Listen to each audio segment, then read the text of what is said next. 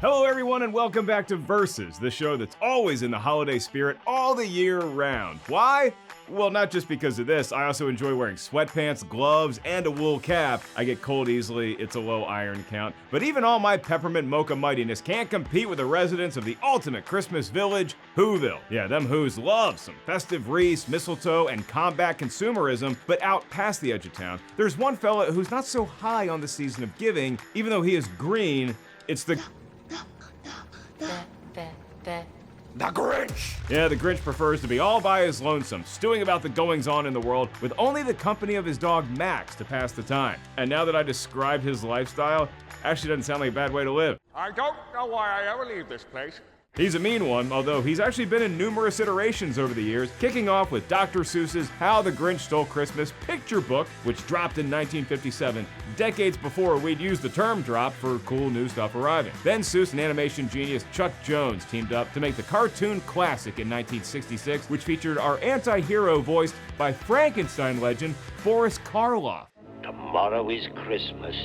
It's practically here. While that vintage 26-minute romp never goes out of style or leaves our airways for too long, a new Grinch emerged in the year 2000. Thanks to a crap ton of makeup, Jim Carrey became the first live-action greenie in Ron Howard's feature-length How the Grinch Stole Christmas, but we weren't done yet. 2018 brought us back to the world of animation, but we remained in movie theaters for The Grinch, starring the voice of Benedict Cumberbatch in yet another smash hit iteration.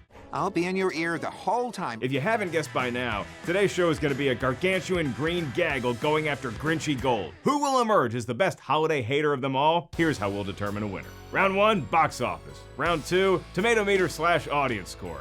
Round 3, iconic moments. Round 4, such a clatter. And then we'll do a wildcard round just in case we need another stage to prove who is the Grinch GOAT. I'm your host, Mark Ellis, and like many of you, the holiday season never really gets going until you get a few classic Grinch viewings under your belt. As I came of age in the 1990s, I was delighted to see one of my comedic idols, Jim Carrey, announced as the live-action meanie, and then a few years ago, even grizzled old Mark found his heart growing 3 extra sizes by the Benedict Cumberbatch iteration. I love some Grinchiness. I think we can all identify with that character more than we'd like to admit, and at the very least, man, does his palatial estate on the side of Mount Crumpet look like a nice Airbnb away from the hustle and bustle of Whoville. Sorry, honey, give my best to the kids. I want to watch football on the weekends, and the Grinch has the NFL package.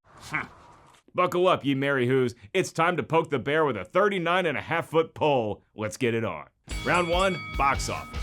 And right off the bat, Dr. Seuss purists are gonna be upset. You see, usually the box office round is a pretty fair fight here on Versus. Our expert researcher Mark Hoffmeyer, who literally turns into a Grinch if he doesn't get to rewatch Deep Blue Sea once a week, he adjusts the movie-going monies for inflation, so it's a level playing field. But today, we have 2 movies and 1 cartoon that isn't even 30 minutes. So how is this fair to the elder statesman? Aha! Ratings. Back in the old days, you had 3 channels, if the rabbit-eared gods were feeling generous that day, but unfortunately there's little data on how many folks actually saw that initial viewing in December of 1966. I blame it on Bob Dylan going electric at the Newport Folk Festival. Oh, that's a good one.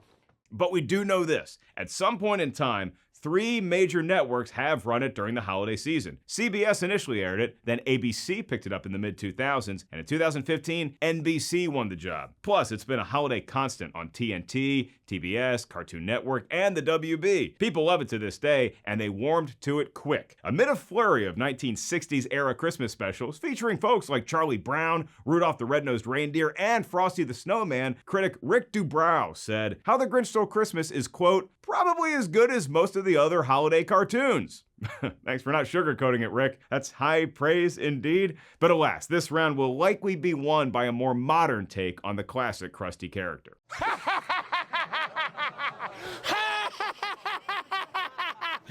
Cheer up, dude. It's Christmas. 2000's How the Grinch Stole Christmas was a highly anticipated theatrical release, and why not? It starred Jim Carrey, whose meteor-like rise to comedy superstardom in 1994 was still soaring across the night sky. More recently, he had done hits like Liar Liar, but also expanded his horizons to dramedies like The Truman Show and the biopic Man on the Moon, where he became Andy Kaufman. Yes, became is an accurate description. The Ron Howard-directed film hit the multiplex on November 17th, 2000, and was a worldwide smash, grossing and adjusted for inflation $442 million in the United States alone. And it was a good thing it performed so well. The movie's budget inflated to $120 million, $100 million of which had to go to makeup and costuming, right? The set design is nuts in that movie too. Okay, so we got a beloved animation OG and now a live-action companion. What more could be under the tree? Doesn't this seem like a bit much?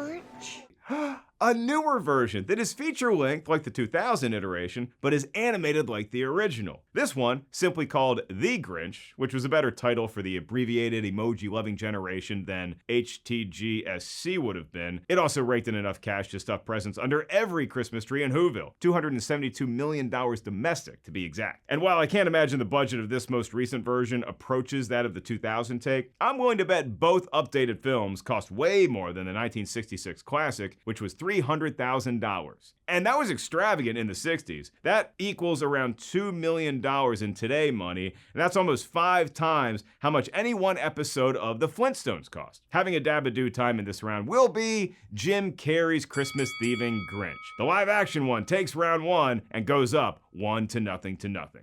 I won. You won! Round 2, Tomatometer / audience score. And now a sigh of relief for all you kids over the age of however old you were if you were born in 2000, you young pups. Wait, they can buy beer now? Like by themselves? Not via me in a 7-Eleven parking lot? Kids today. My back hurts. But it's good news for fans of the OG Christmas Tale, because now we're in a whole new round with new fantastic measuring sticks. Like, how did the critics and verified audience members feel about the 3 Grinchy offerings after seeing them? If that Rick Dubrow note from the 60s is any indication, the first How the Grinch Stole Christmas has a puncher's chance in this round. Okay, let me update that thought. From puncher's chance to Muhammad Ali, I am the greatest territory. The 1966 holiday special is back with a vengeance and floats like a butterfly all the way to a perfect 100% on the Tomatometer. Wow. And it stings like a bee with the audience score and a 95%. Great returns all around. It's going to get into any Ivy League university it wants to. But really, who are the 5% of folks that think it's rotten? Maybe they were confused because the Grinch is green and rotten is green, red is fresh, and these scores could make the more recent versions turn green with envy. 2000's Grinch was a smash hit as we've established, but how'd it fare with folks who watch movies for a pleasure and a living?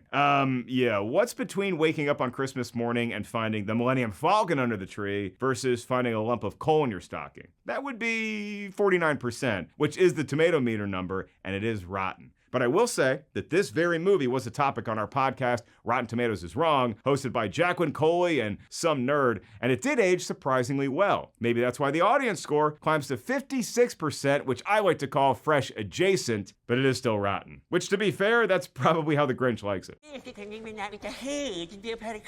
Grow up! So now it appears to be Benedict Cumberbatch's The Grinch, acting as the last hurdle for Boris Karloff to leap over on his way to victory in this round. Is the newest Grinch up to the task? Well, it's more so prepared than the 2000 version. 59% is the 2018 flick score, and that is as close as you can get to fresh while still being rotten. The audience was even colder to this one, and I think I might know why. More on that later. They cried with a resounding 51%, so there's no threat to the Christmas classic here. In fact, the only thing preventing me from declaring the OG the winner here is this fun little diatribe. Benedict Cumberbatch has voiced a few different animated and CGI rendered folks in his day, and if you thought he might be too nice to play the Grinch, need I remind you, he was also Smaug in the Hobbit trilogy. The desolation of Smaug is 74%, and Battle of the Five Armies is tied with his Grinch at 59%. He's also the frightening tiger Shere Khan in Andy Serkis' telling of the Jungle Book, and that is at 52%. Meanwhile, Jim Carrey's Grinch isn't his only foray into the holiday season. He starred as Ebenezer Scrooge in Robert Zemeckis' A Christmas Carol, which is unfathomably rotten at 53%. It's a good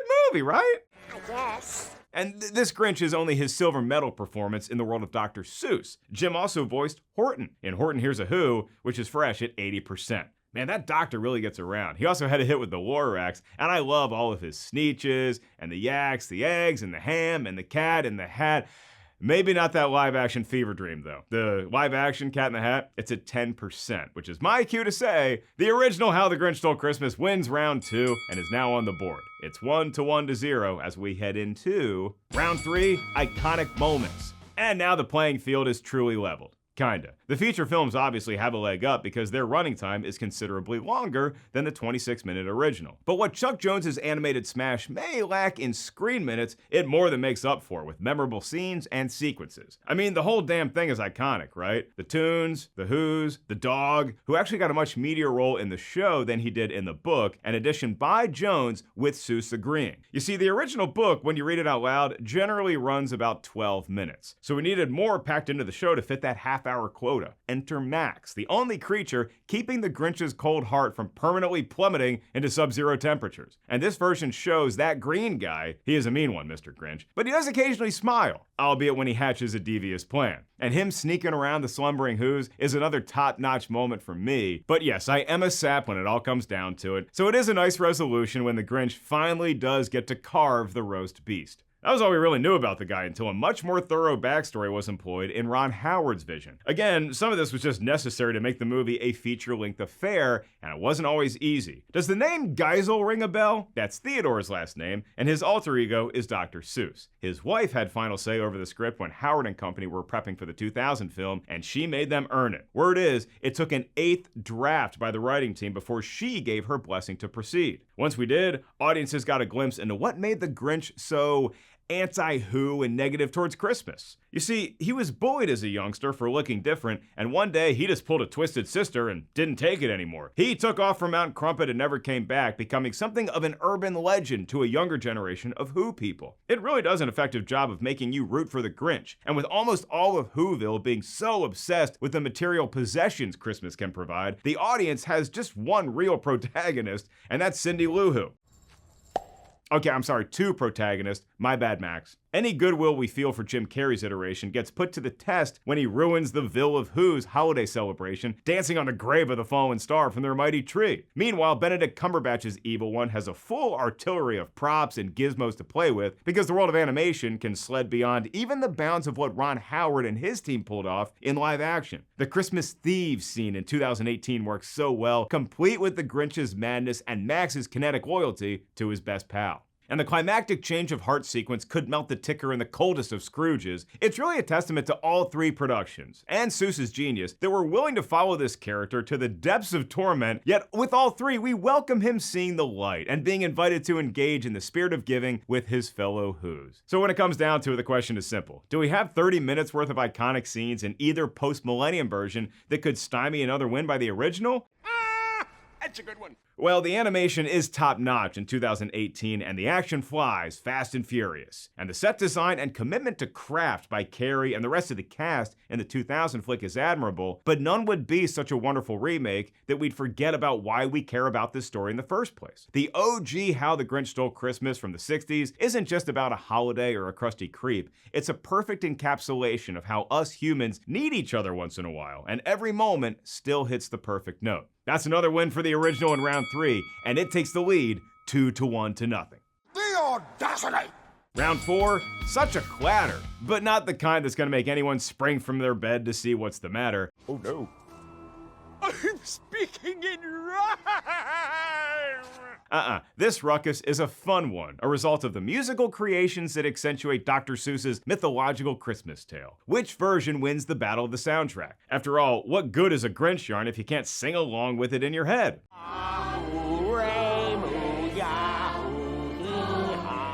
Or out loud in the shower. I know it's not just me.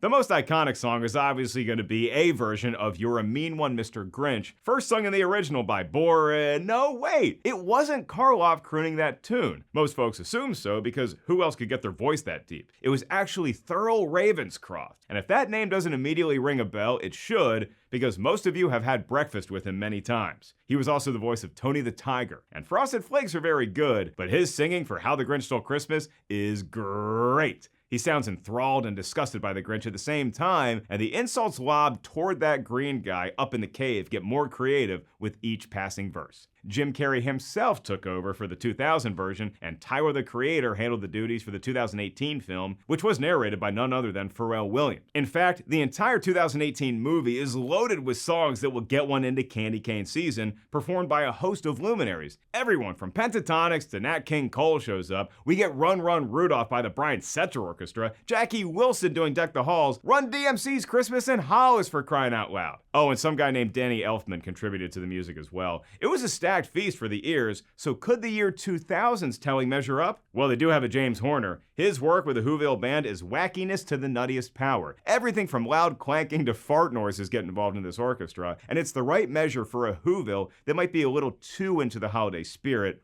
or maybe they're missing the point entirely. Busta Rhymes and Carrey teamed up for the Grinch 2000 track, and we're also treated to Grammy faves like Faith Hill doing Where Are You Christmas, and NSYNC belting out You Don't Have to Be Alone. And if this wasn't clearly a turn of the millennium movie already, names like Ben Folds, Smash Mouth, and Bare Naked Ladies should clue you in.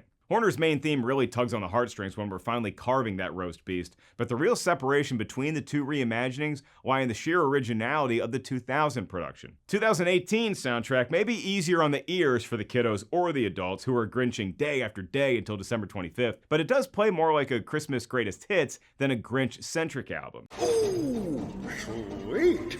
Not that there's anything wrong with that. I love me some holiday tunes. I say Bing, Nat, Brenda Lee. I'll even do Band-Aid Do They Know It's Christmas Time at All on my gym playlist around this time of year. And I hope that pleases our reigning winter queen, Mariah Carey. We Are Not Worthy. And just in case originality and number of songs didn't seal the deal for How the Grinch Stole Christmas 2000, here comes the closer. That Whoville medley features the Trans-Siberian Orchestra, the ass kickers of Christmas. They got Carol the Bells, Wizards of Winter, and now they're Grinch canon? Yeah, that's enough to earn a W in my book. The year 2000 gets another win, and we're tied at 2-2, and 2018's The Grinch just has one chance left to get on the board.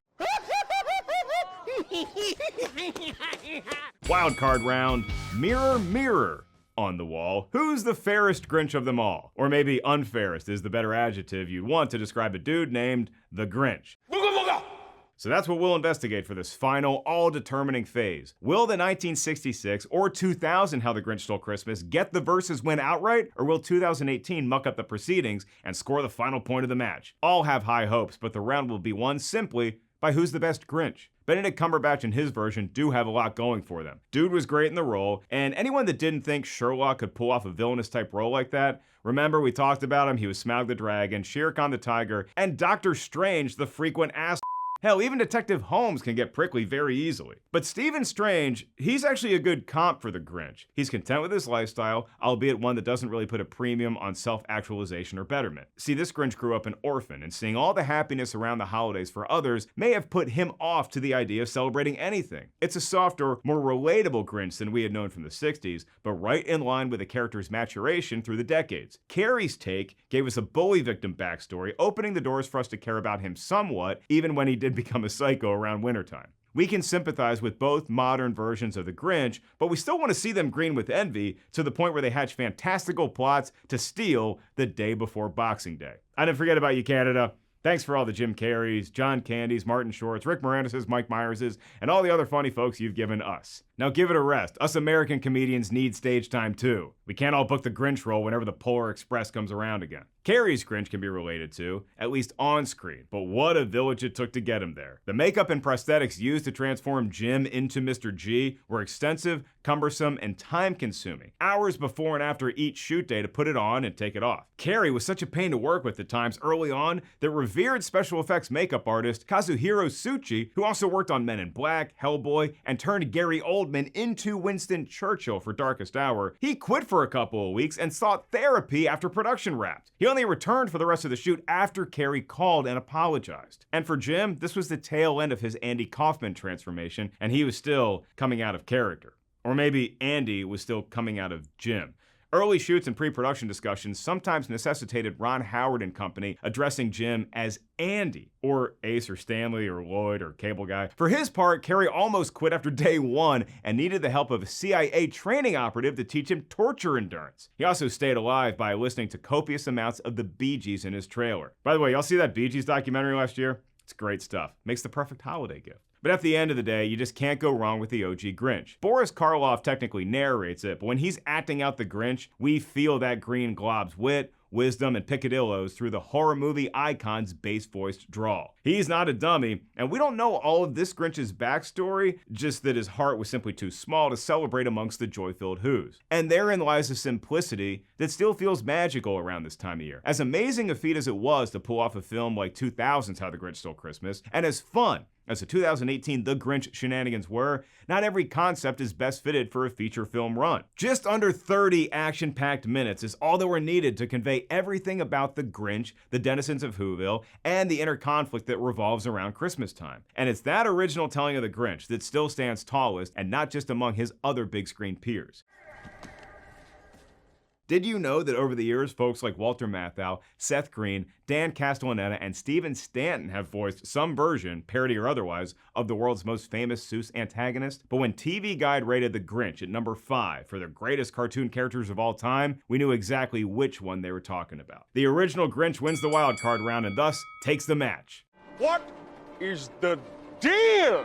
But I must admit, the 2000 version gave the OG all it could handle, and I do enjoy the 2018 take as well. In fact, if this episode of Versus had been about which Max the Dog incarnation was the best, I might lean towards 2018. But we do get a real dog in the 2000 film. Let's put a pin in this and address it next year, maybe? Another episode? For now, let us know your favorite Grinch on social media. I'm at Mark Ellis Live, and keep it tuned right here to Rotten Tomatoes for all the latest in the world of movies, TV, and everything in between. Thanks for watching Versus, all you Who's, and until next time, I'm Mark Ellis, and I'm as tenderly sweet as a seasick crocodile.